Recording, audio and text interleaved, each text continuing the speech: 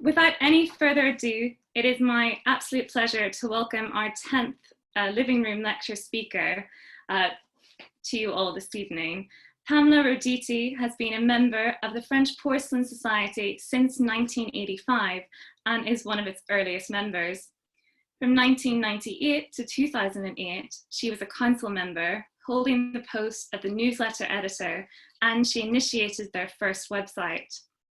A partner in the ceramic dealership of Kleber and Kleber, established in 1968, who published the catalogue Oriental Influences on European Porcelain in 1978, and summer exhibition catalogues from 2001 to 2004.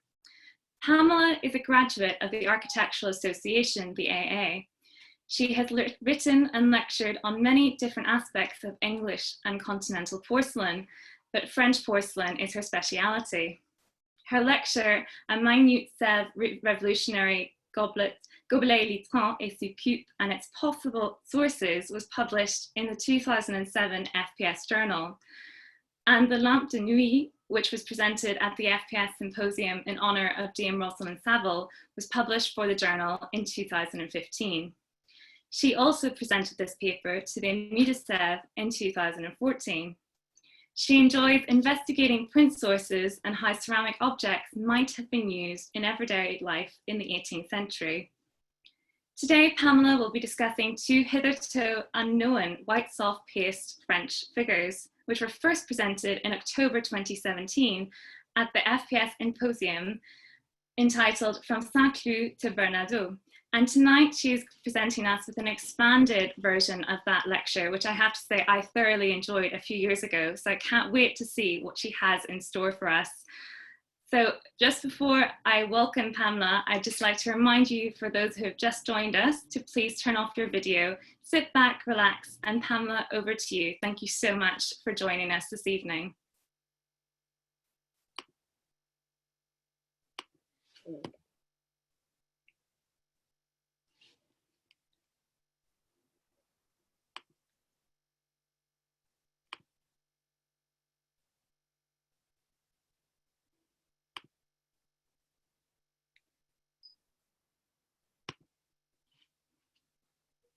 Oh, Pamela, I think I'm still unmuted. Oh no, you're muted, sorry. Perfect, you're ready to go, thank you. Hello everybody, and I hope you can all hear me, and I won't know if you can't because I can't see you anymore. Hello everybody, and welcome to the French Porcelain Society Living Room Lecture. Before I begin, I would like to thank those who over the many years have worked tirelessly for the FPS to give us unforgettable excursions, wonderful lectures, unforgettable symposia, learned journals, and wonderful experiences. Since these lectures were initiated 10 weeks ago during the lockdown, we have attracted over 75 new members. This is a fantastic testament to our previous speakers and our society and you, our members, as well as all our audiences. So sit tight. We are about to leave for two exotic journeys. With the world coming out of lockdown, exotic travel is something we are having to do from our armchairs. Our journey will take us from the South Pacific to tropical India and on to Europe, through early travelogues, print sources and literature, two hitherto unrecorded 18th century soft paste porcelain figures will be discussed. First, we will encounter the ultimate social distancer, and then an exotic animal which was to become a renowned superstar of her day. At first glance, one might consider this figure of a man with outstretched arms an example of chinoiserie. However, on closer inspection, there is something not quite typical of an 18th century chinoiserie figure. He is not what he first seems. He is made from a soft paste body with a tin glaze and attributed to the factory of Chantilly just outside Paris. I hope to demonstrate to you, with the help of some early literature and print sources, whom he might portray. Let me describe him to you. He is seated on jagged rocks with some apertures in between, a most unusual feature. His arms are akimbo and they are placed between two curious tree trunks. He wears a pointed triangular hat, perhaps made of leaves. He is scrawny, with a long gaunt face, retroussé nose, cleft chin, and he sports a bushy moustache. He wears a long frilled undershirt that is hitched up to show his knees and bare legs. To his right is a deep curled shell. At his back, there are gnarled roots, with one curiously and unusually set away from the base. And I also illustrate the underside, which shows the 5 cavities. His legs are bare, he wears no shoes. Before I start to consider who he might be, I should like to put him into context. I hope to show you why I do not believe this white figure should be placed into a chinoiserie category, and describe how Oriental designs arrived in the West, and why travel and literature-related prints are significant to this figure. Ever since Marco Polo's travels at the end of the 13th century to the court of the great Mongolian leader Kublai Khan, and the wondrous stories he brought back with him, Europe continued to be enthralled and fascinated for the next 400 years or so with these exotic concepts that came out of the Orient. In the early 17th century, Jesuit missionaries returned from their embassies to Cathay, from which resulted in wonderfully illustrated books, enticing the West with all they had seen. The famous polymath Athanasius Kircher from Fulda, who had applied to go to China, but on being turned down, had to make do with staying at home. Here in 1667, he wrote his famous and inspiring China Monumentis, openly plagiarizing engravings from other earlier and contemporary publications, but acknowledging their sources. The prints of 2 stylized Chinese palace noblewomen show interesting interiors with vases, and there is a small pagoda figure placed on the wall in the print on the right. Does one sense here the earliest concepts of chinoiserie? One of the most important early travelogues was Johann Niehoff's, and forgive me for not pronouncing the title in its original Dutch, The Embassy of the Dutch East India Company to the Great Tata Khan, the present Emperor of China. This wonderful book had resulted from the Dutch East India Company's voyage to China in 1655, and was finally published in Holland 10 years later. This predated Kirchner's China Monumentis by 2 years. Niehoff was especially observant. With an amazing 150 engravings, this book was to become the most significant visual guides of the Orient, and was to influence many later engravings. These in turn were to evolve and morph into many different chinoiserie designs for varied media from the 17th century to a full flourishing in the 18th century. This exotic typal travel genre was to enthuse and enliven armchair tourists, rather like Sunday Times supplement travelers today, and for this moment in our dreams. Exciting new travel-inspired novels were soon to follow. Before we travel on, I want to show a rare chinoiserie Saint-Cloud figure whose inspiration could perhaps come from this print by Françoise Boucher, the master of so many styles, and who created some delightfully playful chinoiserie designs in the 18th century. This one is of a Chinese botanist. In the print, the sage holds a branch across the back of his shoulders, which has liberally been interpreted in this figure as a huge lotus flower. In fact, the figure is hollow and shows a shaped aperture at the base for the closing device. There are holes in the top of the flower. Was this to be used as a sugar caster, thus turning this rare model into a most exotically sweet figure? But back to the script. In 1712, The English sea captain Woodes Rogers wrote A Cruising Voyage Round the World, in which he wrote a true and important event that was perhaps to be the inspiration of the story of our figure in question.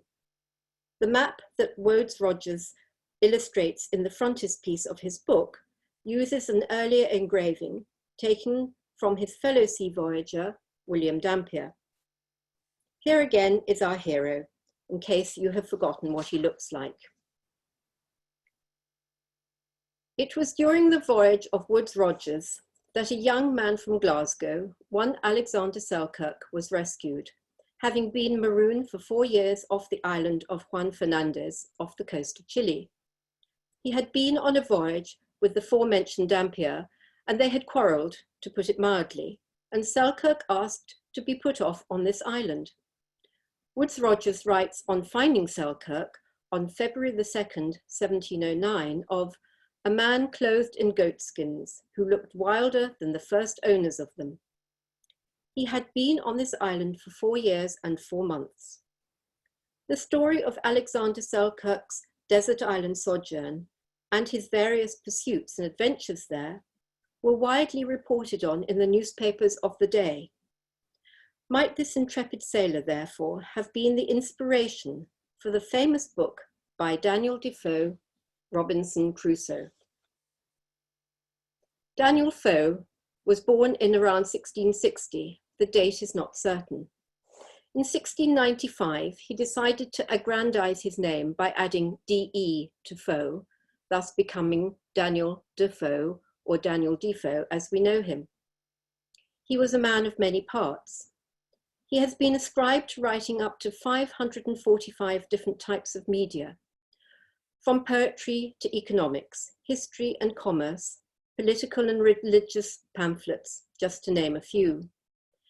He wrote a 3-volume travelogue between the years 1724 to 7, entitled A Tour of the Whole Island of Great Britain. He was also a government spy. In 1707, he helped set up the economic rules for the Anglo-Scottish Union. During his life, he was sent to prison for bankruptcy and ended up in Newgate Prison for seditious libel, where he spent 6 months. Here he met Elizabeth Atkins, whose stories he transformed in 1722 into the infamous Moll Flanders. In this same year, he wrote The Journal of the Plague Year, cataloguing the bubonic plague of 1665, something slightly appropriate for today. Daniel Defoe died in 1731 in almost obscurity and was buried in Bunhill Row in the borough of Islington, London. At some point, his grave was struck by lightning and the headstone broken. In 1869, a subscription was instigated in a children's newspaper and 17,000 sixpences were raised, enabling this memorial to be erected where it stands today. Daniel Defoe's first edition of Robinson Crusoe was published in London by W. Taylor in 1719, with just a small print run of 530 copies. It was an immediate success and went through 6 more authorized editions in the year. In fact, it has never been out of print, and it has been hailed as the first English novel. The frontispiece was engraved by John Clark and John Pine. From this very first engraving, I think one can straight away see similarities, and I'm going to propose that our figure depicts the character of Robinson Crusoe. However, if this figure is Chantilly and French, what of the first French edition? This was published a year later in 1720 in Amsterdam by L'Honoré and Chatelain, and was also an immediate success, going into a second edition a year later. It was illustrated by Bernard Picard, the renowned French engraver, who was living and working in Amsterdam. The appearance of Robinson Crusoe is not too dissimilar from Clark and Pine's frontispiece, with which Picard was clearly familiar. If you compare these 2 illustrations, hello, something's happened. Hello? Hi, Pamela. I'm not entirely sure what's happened there. If it just come up. Shall I share screen again? If you want to try share screen again, and then if not, Felix has the backup, so we can always go to that. There we go. That was perfect. Okay. Thank you. Right. If we compare these two illustrations from these two editions, Picard has given Robinson Crusoe a bushy moustache in place of a ragged beard, depicted by Clark and Pine. Perhaps our porcelain Robinson Crusoe figure could be an amalgamation of the two, with, as I shall show, with most of the designs coming from the French edition. I certainly think one can see parallels with his long, thin moustache, knitted, anguished brows, and of course, the shape of his hat, all of which are very intriguing.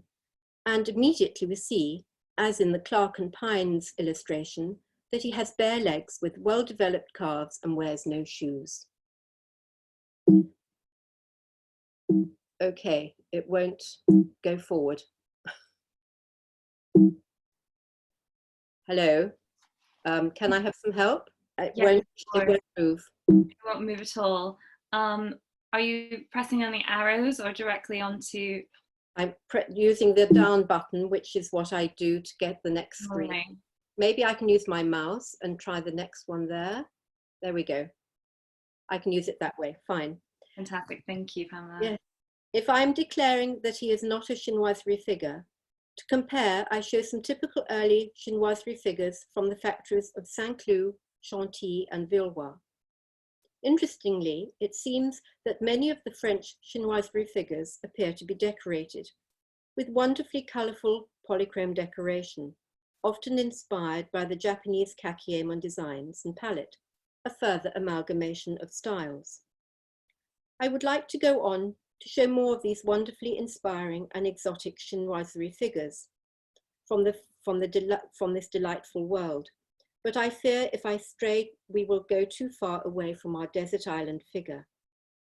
And if I am dating this Chantilly figure to the mid-18th century, did the popularity of this book endure?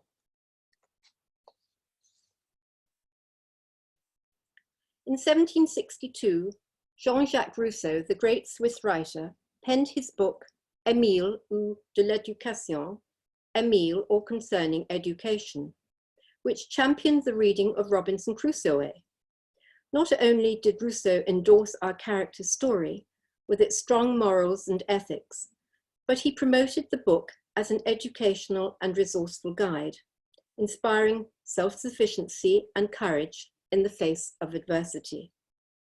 This endorsement must have helped strengthen Robinson Crusoe's popularity in France. I will quote a few lines from the same paragraph from Émile, Book 3, relevant to our story. I hate books. They only teach one to talk about what one does not know. Well-prepared minds are the surest monuments on which to engrave human knowledge. Ardent philosopher, I see your imagination kindling already. Since we absolutely must have books, there exists one which, to my taste, provides the most felicitous treatise on natural education. This book will be the first that my Émile will read. What then is this marvelous book? Is it Aristotle? Is it Pliny? Is it Buffon? No, it's Robinson Crusoe. Having looked into the background of the survival of this book, especially in France, through the many works that have been written on the subject of Robinson Crusoe by, as they style themselves, Robinson aides, it appears that this book found as great a success in France as it did in England, seemingly more so, and continued to be in demand all the way through the century, having a revival during the French Revolution. This frontispiece from the French edition of 1764 shows that it is very similar to the 1720 edition, and by 1768 the images are starting to change. The following engravings that I will show different aspects of Robinson Crusoe during his sojourn on his desert island, and I think these can be directly connected to our figure. There does not seem to be an exact print source, but different elements have been taken by the modeler from several prints to create this seemingly one-off or standalone figure. With a fever, which culminated in Robinson having an apocalyptic vision, he is shown in this illustration with outstretched arms. And with this revelation, he is lying prostrate on the ground, showing his bare legs, which are in a similar pose to those of the porcelain figure. His scrawny and anxious face with knitted brows, and I think can be just made out of under the cleft chin, which has the prominent, which has the beard and a small beard with the cleft chin. All of these features are most unusual for any porcelain figure. Here in the French edition from the 1720 engraving, Robinson is hanging onto a jagged-shaped rocky island after being shipwrecked and the only survivor. The tempestuous waters create wave-like shells, which are interpreted here as a curvaceous shell form on the figure. And in the English 1719 frontispiece, there is a cactus-style plant at his feet, of which there are several similar clusters to be found scattered around on the rocks of the figure. And just when I thought I knew all the secrets of this figure, I found one final mystery that I discovered. To the right of Robinson, there is an oval indentation.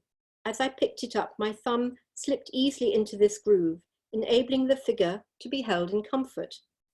Once again, I have never come across anything like this before. One wonders, could it be to pour something like salt?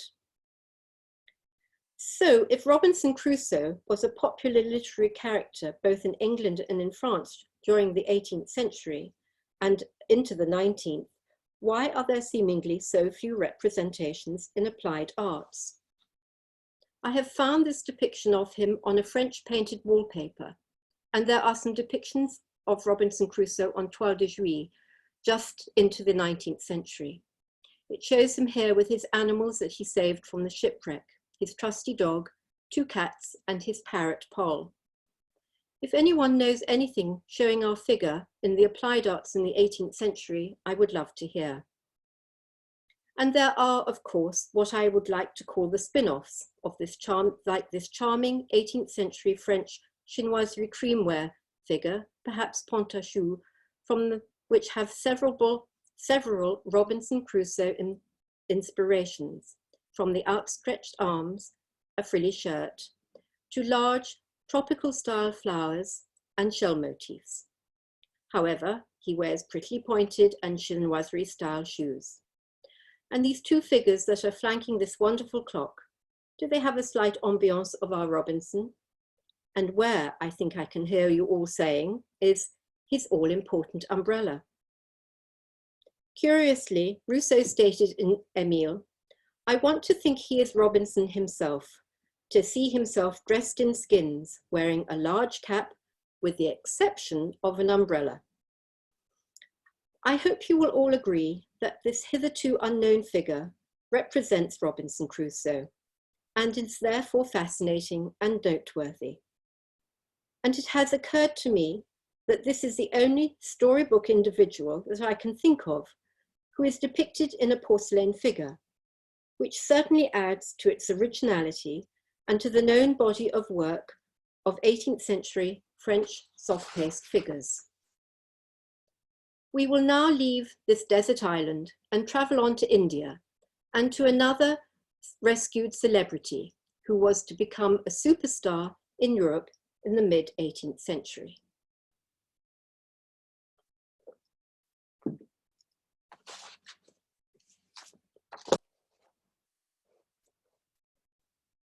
I would like to begin with a quote from a book by Glynis Ridley entitled Clara's Grand Tour. I quote, "In 1741, without any professional help or specialized guidance, an unknown Dutch sea captain decided that his future prospects might improve radically if he brought a young female Indian rhinoceros back to India and display her. Clara was to captivate the public wherever she went, and she made her owner an extremely wealthy man. Clara exemplified the age of travel, trade, and exploration, and sadly, exploitation. It was Clara-mania. She became epitomized in many different art forms, from drawings to posters and prints, tapestries, ormolu, needlework, clocks, medals, and ceramics. Her image was used for this ormolu-mounted clock, depicted here in a royal painting of Maria Louisa de Bourbon-Parma. I think she is most proud of this clock, as she is pointing to it with her fan. And this very small box lid, or bonbonniere lid, made at the French factory of Mennecy, just outside Paris, in the mid-18th century, and so far the only piece of French porcelain that I can find that depicts Clara. She motivated the desire for more and more exotica. In the world of fashion, there was rhinomania. She inspired new hairstyles, le coiffeur à la rhinoceros, which was composed of multicolored feathers and wagging tails of ribbons, gowns à la rhinoceros, and even horses wore harnesses with feathers made to imitate horns. But what of her story? She was not the first rhinoceros to come overseas. There had been several others before her, 8 until the 18th century, and in their way, just as celebrated, like the first two that arrived in Lisbon from Goa in 1515. This iconic woodcut by Dürer of the rhinoceros and of this rhinoceros and others that were to follow over the next few centuries were to inspire many different art forms. But Clara was the first to be so boldly promoted, becoming a superstar in her own right. In 1739, after her mother was killed by hunters somewhere in Assam, nothing is new, she was raised from a few months old cub in the home of a director of the VOC, or Dutch East India Company, Jan Albert Sichterman. Because she was so docile, she became a pet and was shown off, being paraded around the house, even eating from a dinner plate, maybe an 18th century Chinese plate.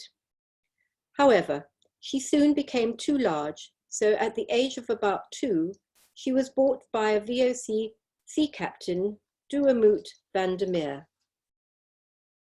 Van der Meer took her from Calcutta to Ceylon, where they boarded his ship, the Carnarvonho.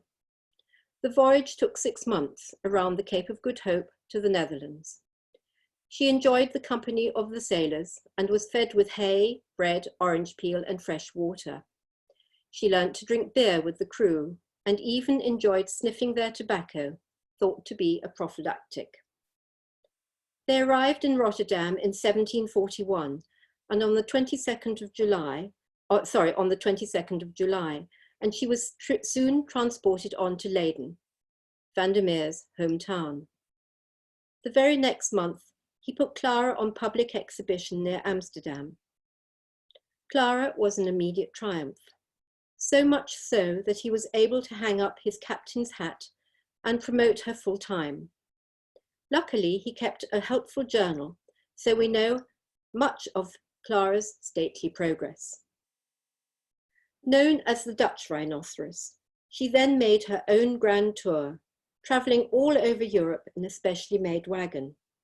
It might have been a little breezier and a little less comfortable than Maureen's borrowed Bentley, which we saw in her lecture a few weeks ago, but Clara and Maureen visited several of the same cities.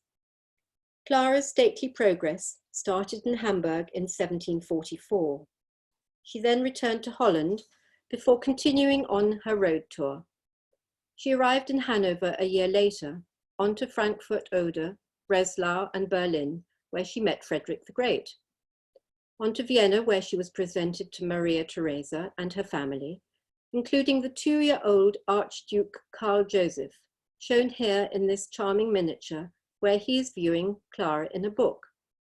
On to Freiburg, and finally, after several other cities, she arrived in Dresden on the 5th of April, 1747.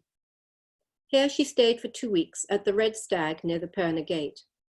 Most likely, she was viewed by Augustus III, with his royal family, including the Electoral Prince Friedrich Christian, whose fascinating earlier road trip we heard about in Maureen's talk. The master modeler, Johann Joachim Candler, might well have viewed and sketched Clara during her 2-week stay in Dresden. Now he had a real live rhino to inspire him, instead of using earlier print sources. Thus, Clara became the official rhino muse for the Meissen factory. Some 16 years earlier, Augustus II had commissioned at the Meissen porcelain factory an enormous model of a rhinoceros as part of a vast collection of colossal-sized animals and birds. 478 were listed in the inventory. Last week in Julia's fascinating lecture, she showed a few of the remarkable birds. These porcelain creatures were destined to be housed in the newly redesigned and renamed Japanese palace. This model, attributed to Johann Gottlieb Kirchner, was created in December 1731. Candler worked alongside Kirchner on this remarkable project. The model at the top survives with decoration known as cold painting. This unfired colour was painted on the glazed porcelain with an oil paint and then a varnish. We should not judge these dull and drab colours too harshly. As Samuel Witwer notes in his wonderful and erudite book, A Gallery of Mice and Animals, Augustus the Strong's Menagerie for the Japanese Palace, the surfaces are now dirty and the colours have changed in the course of the past nearly 300 years. The design for this rhinoceros could have been taken from the print of 1730 by Thomas Bormann, which in turn was inspired by the Dürer woodcut. Before we move on with Clara's road trip, I will share with you a few more pieces of ceramics depicting this most exotic and venerable of beasts, mostly inspired by earlier print sources. This large octagonal Dutch Delft vase, some 55 centimeters high, has a chinoiserie decoration with a rare depiction of a rhinoceros in the procession, and a fantastic faience tabletop made at the factory of Saint-Denis in the late 1740s. It shows a delightfully playful chinoiserie at its best, with a Dürer-inspired rhinoceros in a full-plated armour. It bears the concealed marks FSI on the figure's belt for Saint-Denis and Jean-Baptiste de Fayard, the founder of the factory.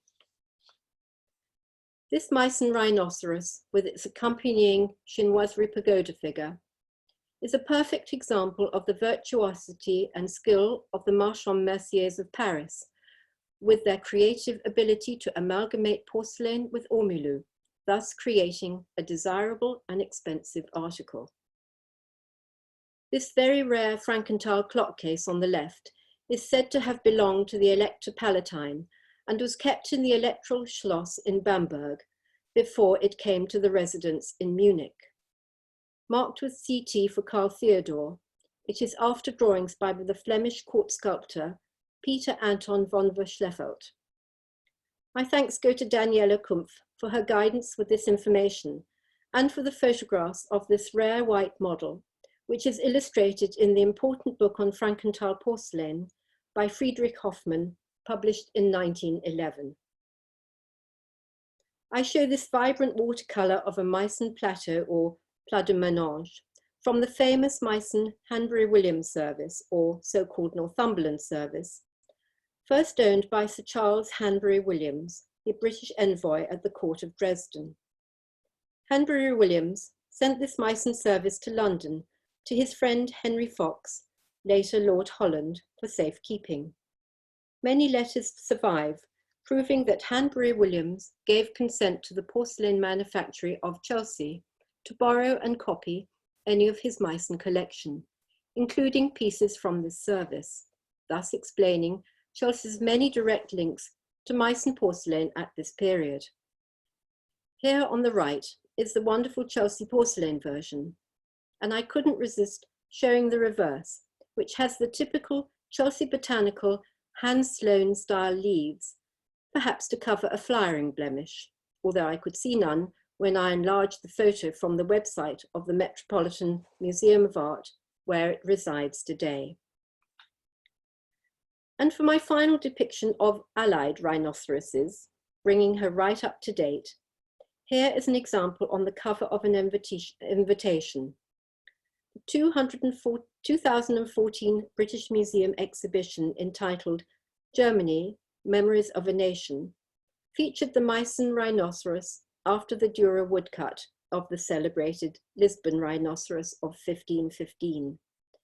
And finally, on the left, made in resin in 2019, with the very latest technology using a 3D printer, is an up-to-the-minute representation. But back to the road trip. From Dresden, Clara travelled on to more destinations in Northern Europe, being shown at the Leipzig Fair, then arriving in the important city of Augsburg, where the famous artist Johann Elias Ridinger drew her in many different poses, including these charming portraits of Jungfer Clara, Miss Clara. 1748 saw Clara's onward progress, finally arriving in Paris in 1749. It was on the 30th of December that she made the acquaintance of Louis XV, who instantly wanted to acquire her for his magnificent menagerie at Versailles, built a century before. He owned a camel, 2 lions and 2 tigers, a pelican and a seal. Clara would be the pinnacle of his animal exotica collection. Vandermeer, sensing an opportunity to cash in from the coffers of France and Louis' dream of obtaining Clara, asked the princely sum of 100,000 écus, which proved too much even for Louis. He declined. On the 3rd of February 1749 saw the opening of the annual Saint-Germain Fair in Paris, which lasted 3 weeks and ran from the beginning of February to Palm Sunday in March. Here were the usual myriad of stalls and temporary buildings, selling all types of foods, perfumes, and merchandise, including luxurious fripperies and the cheaper gewgaws. And of course, there were the annual sideshows, the excellent place to exhibit Clara. All and sundry came to see her. The interesting print I show dates from 1763, following its reconstruction after the fire a year earlier. It had now become a semi-permanent structure. The great and the good flocked. The philosopher Denis Diderot visited, and was to write of her in his encyclopedia. The naturalist Georges-Louis Lecomte de Buffon, director of the Jardin du Roi, or the Jardin du Plante, as it had recently been renamed, was enthralled and included her in his famous 4-volume Histoire naturelle. And she was observed and drawn many times by Jean-Baptiste Oudry, the prolific animal painter. Then came the hoi polloi.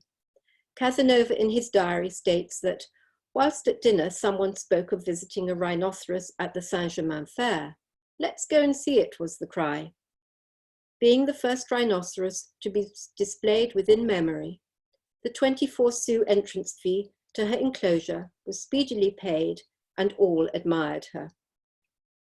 As noted in a letter from Baron Friedrich Melchior von Grimm to Diderot, all Paris, so easily inebriated by small objects, is now busy with a kind of animal called the rhinoceros.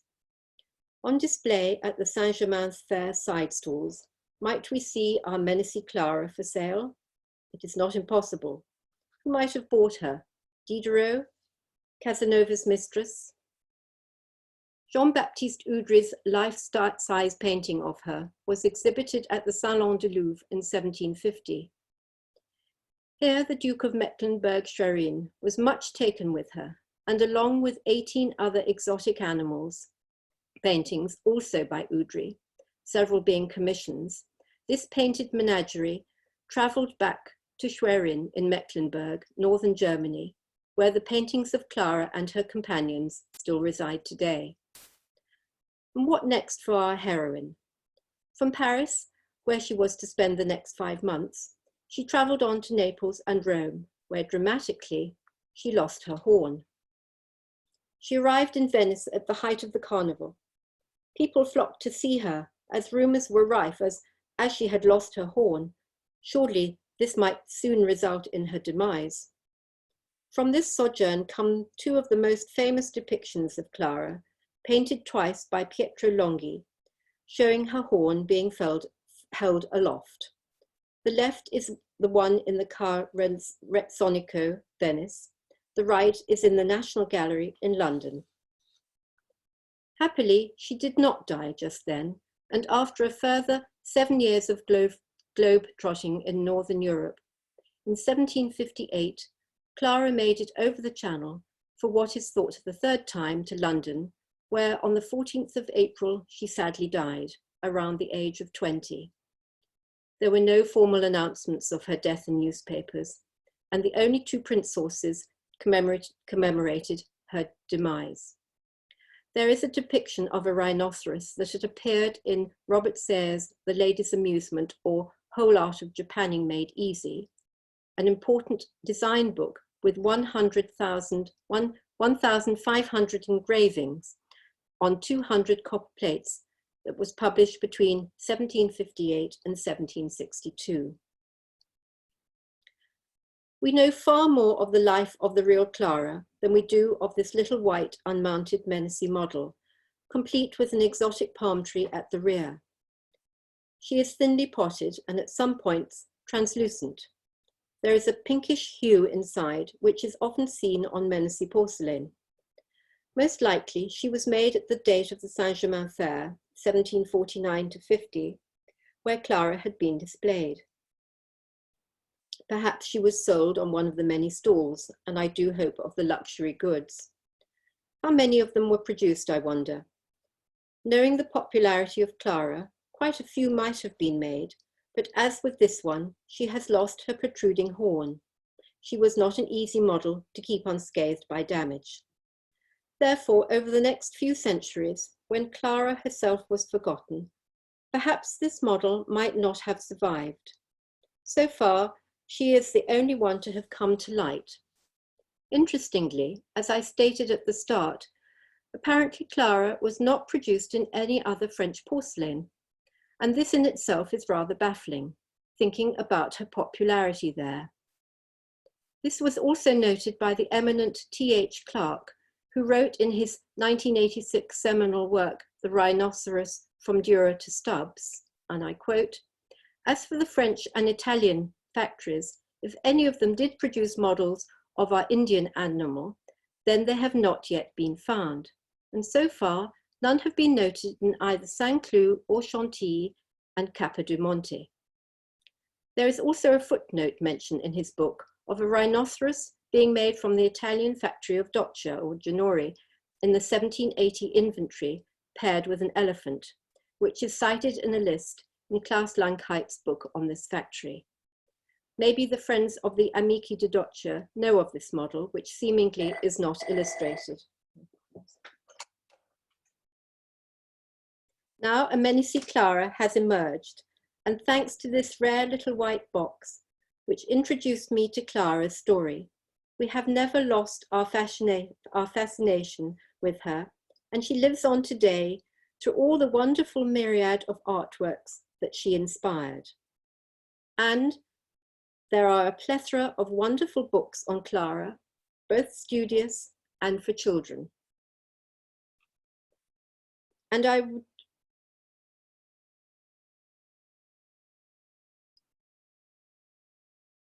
would like to thank Caroline, Felix, and Netta for their help with this Zoom presentation today. And finally, thank you from Robinson, Clara, and me for joining us today on these two journeys, and please go safely back into the world.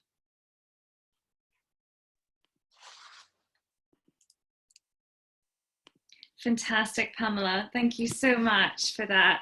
I think it was just so triumphant and really showed what actual close looking and visual analysis of the objects, and then using the print sources and newspaper reports and bringing all of that together, what we can actually discover about these wonderful objects. I think Clara is just absolutely gorgeous. So it's fascinating really that she wasn't depicted, as you say, by any other factories. And similarly with Robinson Crusoe, I mean, do you think, why was that, I wonder? Or do you think it's more that we just don't know enough of these stories that were depicted? So you mentioned that actually Robinson Crusoe is one of the few that you found depicted in French porcelain. Do you think there are others out there and we just need to look a bit harder? There might be, and I think we have to look for figures that are very different from the run-of-the-mill figures that fall into a category, as we had seen. And it's only when you find something completely different that I believe one can then start looking to see what is it, why is it, and where is it from. Yes, yes, absolutely. That looking is just so important. And actually the touch as well. I love the image of the salt, and you can just imagine, you know, you actually the feel of porcelain, thinking, oh, my, you know, I wonder what was there. And I think the tactility of ceramics is something I'm definitely missing at the moment. But so I think it's wonderful just to how important that is actually to handle the objects and see what else you can find. Exactly, yes. Brilliant, thank you so much. Before we move on to Q&A, and please, I would encourage you to write out any questions or comments you may have for Pamela, who's very kindly agreed to take questions. Can I please just also remind you of our lecture next week? Brilliant, perfect. Thank you so much, Pamela. So next week, we are delighted to welcome FPS committee member Cyril Froissart, who will be speaking to us about Sèvres porcelain purchased by the Duchesse de Mazarin. So we're going back to fantastic Sèvres. We've got that beautiful vase hollandois from the Wallace Collection image there. We're here again next week at the same time of 6 p.m. So we do hope to see many of you then as well. Ben again as well, so thank you so much. And thank you to everyone who's been writing questions in there as well. I'll just get the first one up. Brilliant. So we have a question from Jill Fenichel. She said, Pamela, thank you for the lecture, and that she really appreciated the discussion of Robinson Crusoe. She says, I see a direct forebear for the models based on Uncle Tom's Cabin. These are rare offshoots from most depictions of classical and biblical figural models. More of a comment, I suppose, than a question. That's very interesting now. Questions come through from Catherine Mosher. Do you think it was used for salt or for sugar? Yes, I think it could very well have been used for salt. It seems to have been made, there's evidence that there is some glue on the bottom of it, and it could have been for mounting and then putting on a table. Certainly, as things were put on the table in the 18th century for discussion around the table, people would have perhaps been asked to guess which character it presented, and maybe there were more characters of the day from different books which we don't know of. And therefore, yes, it could have had the dual use of being used as a salt and for discussion and interest of the participants at the table. Yes, you can imagine the conversations there with that. Fantastic, thank you. Jeffrey Ruda has asked if perhaps some of the Saint Cloud snuff box covers with hunter or shepherd scenes and figures, if they perhaps could be literary illustrations and not just generic figures. It's an interesting thought. Yes, that's a very interesting thought, very much so. I think a lot of these little boxes, which were, there's so many different types of them, and all the time when we're finding different figures and different depictions on them, they could have had stories that would have been popular in the day, because this was their form of diversion, to have something that they could talk about. And it would have been very appropriate to have different stories like that. So I think more research has to be done on these to link them up with the print sources and stories of the day. Yes, absolutely. And as you say, someone like Clara traveling between city to city, I mean, there must have been a buzz about that. So Hugely. it makes sense. Absolutely. Brilliant. Thank you. Question from Rosemary Pemberton. Is it common for tree stumps to be pierced? If not, does this indicate that it is useful wear? It's very curious. The tree stumps have intrigued me. They are only 2 centimeters deep and look, so they don't go all the way down. Tree stumps usually were put there to assist when firing a piece of porcelain, which could be fall over in the kiln. They were there often to stabilize the figure. And perhaps in this one, they might have helped assist hold his arms out, which could have sagged in the kiln. So the tree stumps could have been put there for that reason, but one also wonders whether there might have been perhaps some ormolu to put in, also like some leaves to look like an exotic palm tree. But because the aperture below is so small, it only goes such a very small distance down. One couldn't put very much down there. And I have often wondered why they were even slightly hollow. Amazing, thank you. A really lovely comment from Margaret Chombley, who says that in the late 19th century and the early 20th century, Fabergé made oxidized silver wind-up rhinos. And she's now wondering if these rhinos actually had a story linked to Clara's, or if the Tsar collected exotic animals. And I did love what you said about the fact that, you know, they tried to sell it to Louis, but even for him it was too expensive, yes. Which I think says it all. Very much so. I think the rhinoceros has been an inspiration for so many different art forms over the centuries and still is today. And yes, certainly Fabergé made wonderful animals. I don't know the rhinoceros that he made, which model it was inspired by, but it possibly could be Clara. I will have to have a look. Wonderful, thank you. For that question. And a question from Felix Zorzo, who says, do we know of any other fictional characters other than Commedia dell'arte who were being made in porcelain in the sort of mid 18th century France? The Commedia dell'arte, certainly they were storybook characters, then theatrical characters and made into a story. So they are in a way storybook characters, but not quite like the Robinson Crusoe figure. I don't know of any other. Of course, you get all the theatrical figures of the day that were the plays that were being formed at the Comédie Française, which was so popular, and made in the Sèvres biscuit porcelain again. So you would have those for the table that people could talk about the latest play that they had seen, and they would show they were right up to date by having these figures.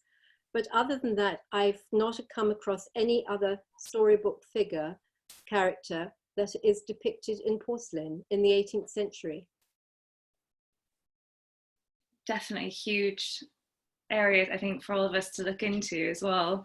And especially as we are suddenly all starting to be allowed out, and once museums start to reopen, at least here in the UK, actually going and seeing these pieces in porcelain in person will be so important, I think. So yeah, thank you. Fantastic. If you have any other questions for Pamela, please do write them in the chat. I'm just scrolling through. One comment from one of our viewers says that in the early 18th century, so much of the porcelain sold in France, of course, was coming from Meissen or was Chinese export. So perhaps that was maybe why maybe not as much was produced in France when Clara was actually there, perhaps. Something to think about. Yes.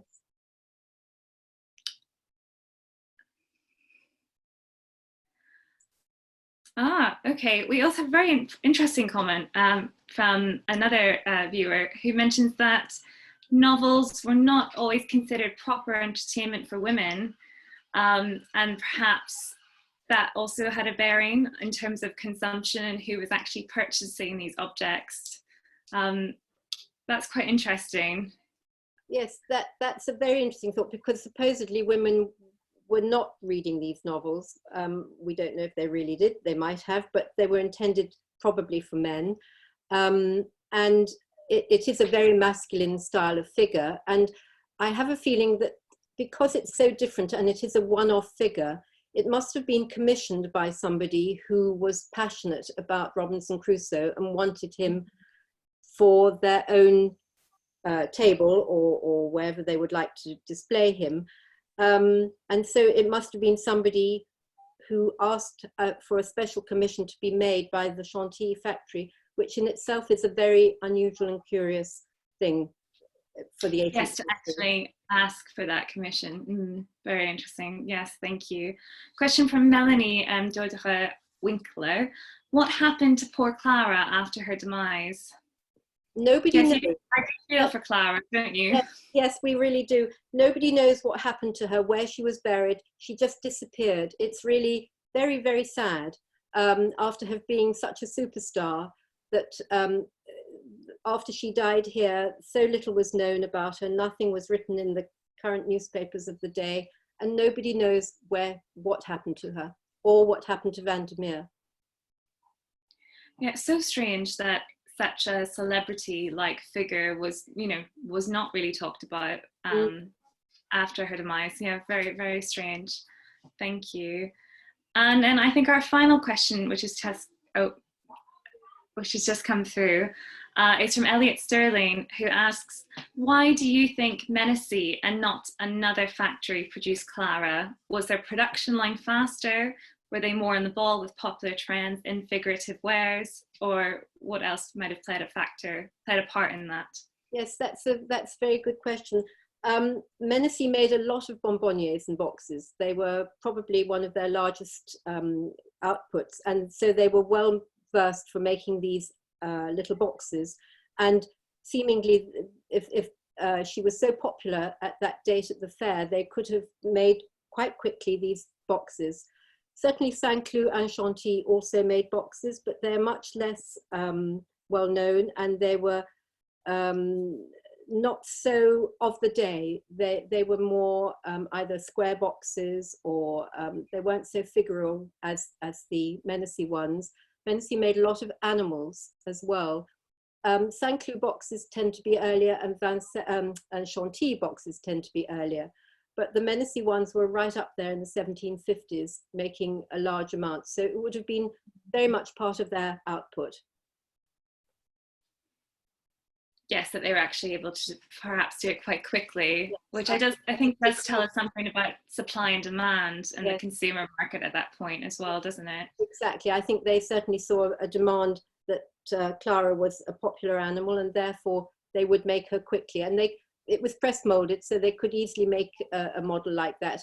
The mounting would have taken a lot longer, and that's perhaps why she's not mounted, because there is no evidence of a mount. So maybe she was never mounted, maybe they were never meant to be mounted, if they made her quite quickly in that way. So that's another thought. Yes, so there was not the expectation of the mounts. Yeah, fantastic. Really great question. Thank you for that. Fantastic. Well, Pamela, it just leaves me to say thank you so much. I think we were all taken on a wonderful journey with two fantastic objects telling different stories, but really showing such a wonderful insight into the production, innovation, and consumption of 18th century French porcelain. So thank you so, so much for sharing those two wonderful objects with us all. And thank you to everyone for joining us, especially those of you in America. Happy 4th of July. A wonderful topic, I think, for us this afternoon. And please do join us again next week for our 11th FPS Living Room Lecture, which will be at the same time as this week at 6 p.m. with Cyril Fossard. So I look forward to welcoming you then. Have a great week. A huge thank you again to Pamela, and stay safe, everyone. Thank you so much.